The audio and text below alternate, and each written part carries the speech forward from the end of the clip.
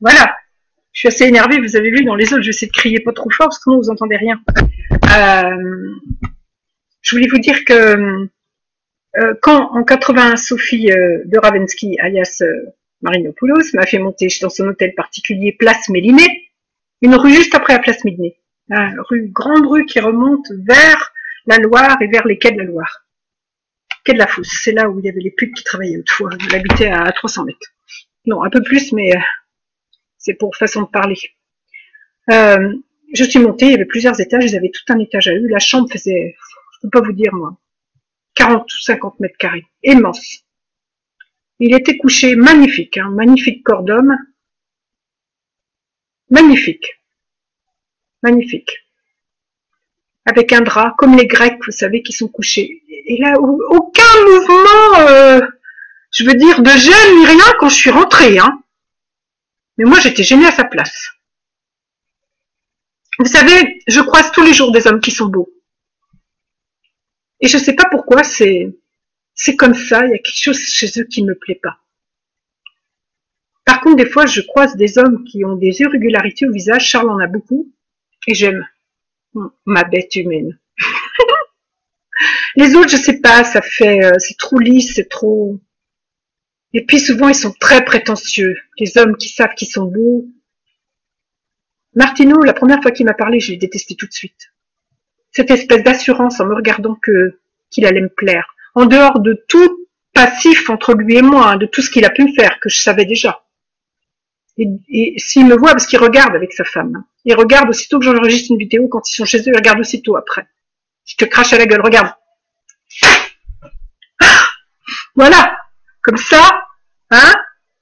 C'est super, non? Vous êtes d'accord avec moi? Je laisse le crachat jusqu'à la fin de la vidéo. Puis un autre pour la pute. Sophie de Ravensky, alias Sophie Marinopoulos.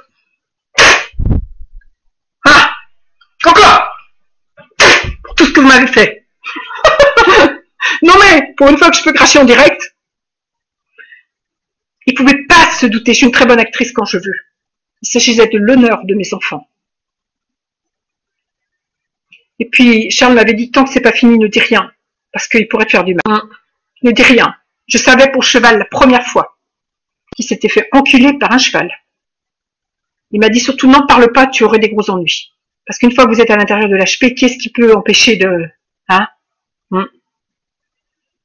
sais pas, parce que j'ai subi tellement de maltraitance, être attachée sur un lit. Alors à ce propos, je raconte.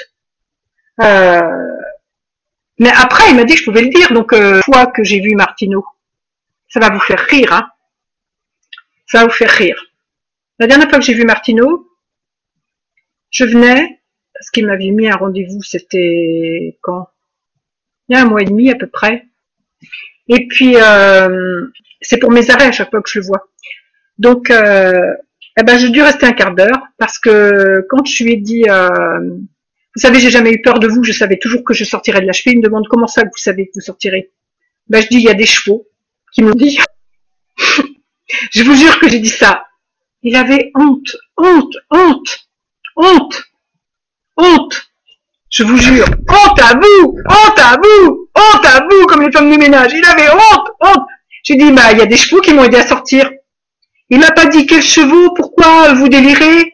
Non, mais le prochain rendez-vous, ça sera le temps. Voilà.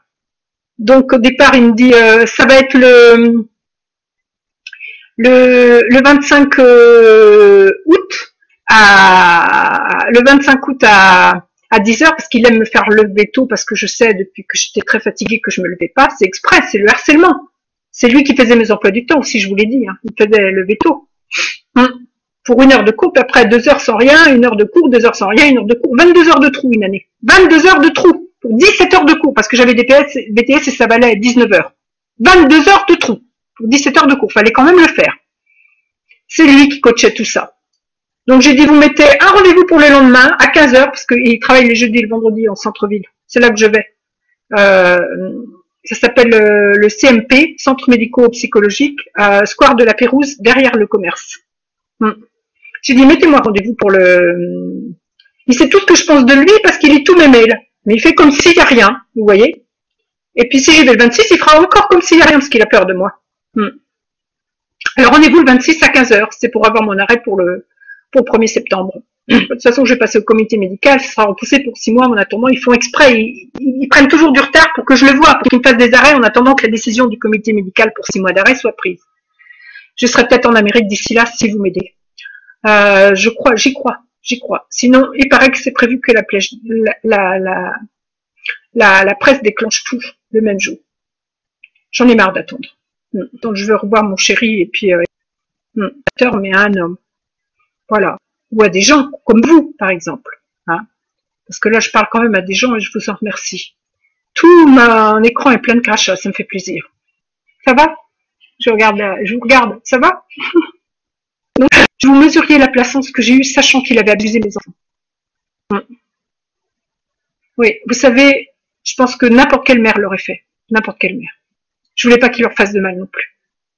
En leur disant, vous avez tout dit à votre mère, on va vous faire du mal en conséquence, etc.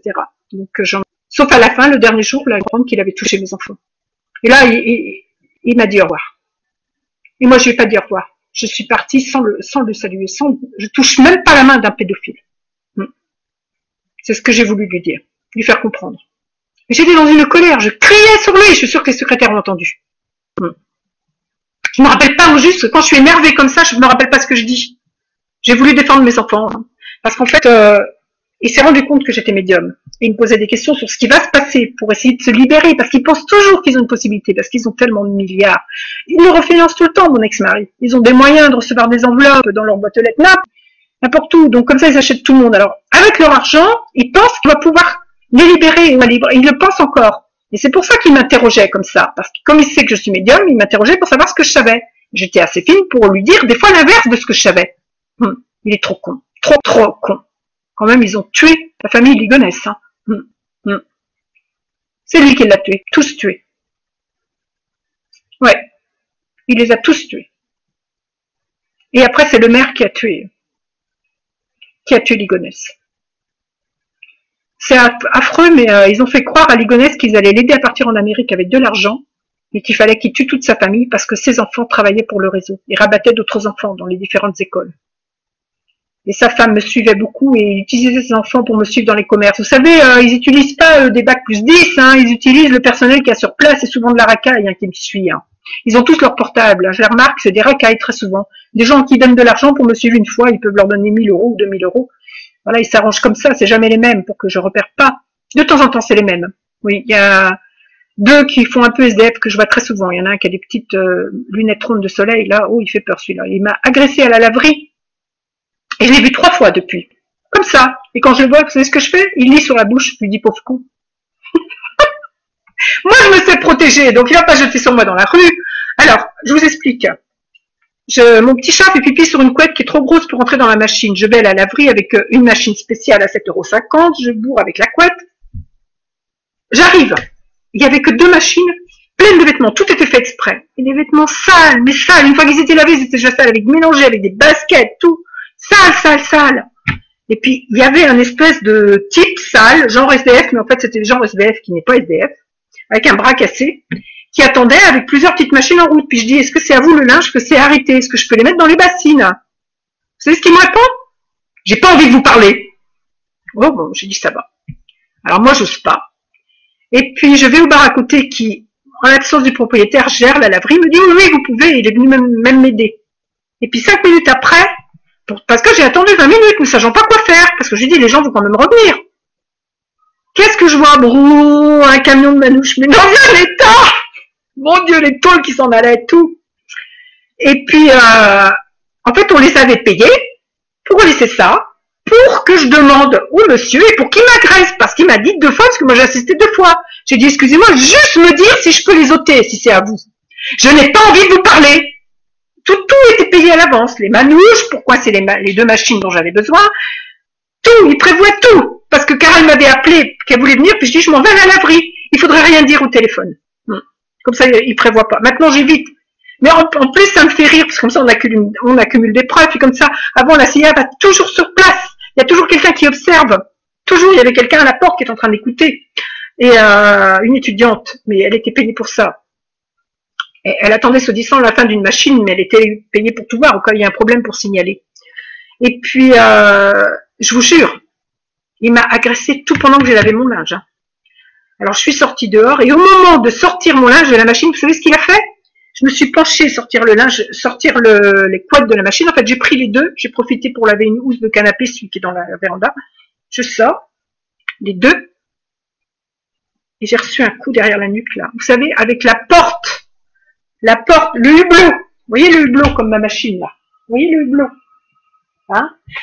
Là-bas, c'est des grands hublots parce que c'est des grosses machines. Les machines un peu moins grosses à côté, qu'il avait utilisées, il a claqué l'arrière de ma tête avec.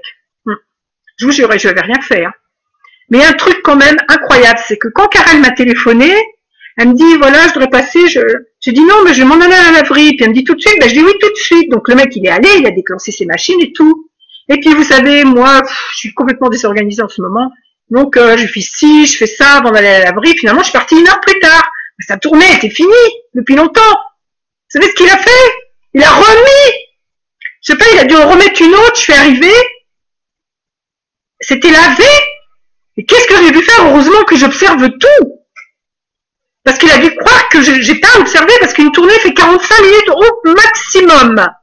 Tout dépend ce que vous choisissez, mais le maximum c'est 45. C'est hyper performant comme machine. Ça coûte très très cher. Il a remis des sous pour relaver le linge qui était propre. C'est quand même incroyable. Là, pour avoir une raison de rester m'agresser. Alors, une semaine après, je le vois dans le centre Beaulieu, il me suivait. Vous savez ce que j'ai fait? Je regarde devant, derrière, il n'y avait personne, parce que j'y vais toujours le soir tard. J'ai fait comme ça. Vous croyez qu'il s'est jeté sur moi? Non, il sait que je suis protégée. Et après, en allant chez Karel, chez ma fille, en descendant de chez elle, il y a un bar à côté. J'allais acheter du chinois.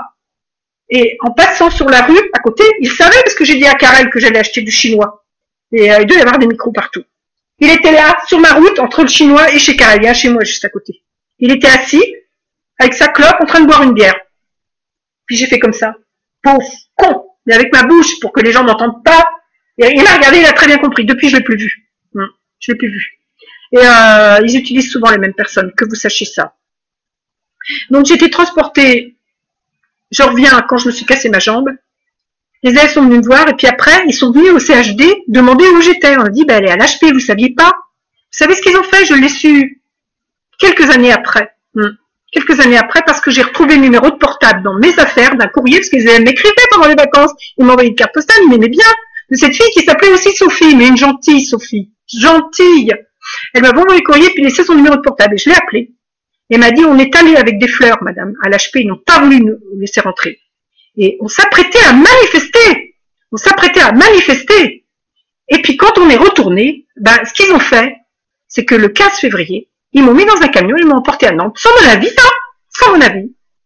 Alors ils m'ont dit, le 14 février, ils m'ont dit, il va y avoir un jugement, parce que vos filles sont à la DAS, placées au foyer. Elles étaient très bien. Elles m'ont dit, maman, on est très bien. Et vous savez, la DAS, c'est pas toujours mal, parce que vraiment, elles me disaient la vérité, je les sentais épanouies, puis c'était à côté du collège, elles gardaient leurs amis, puis moi j'étais à côté. Elles venaient tous les jours quand même. La dame était gentille, la dame qui les emmenait.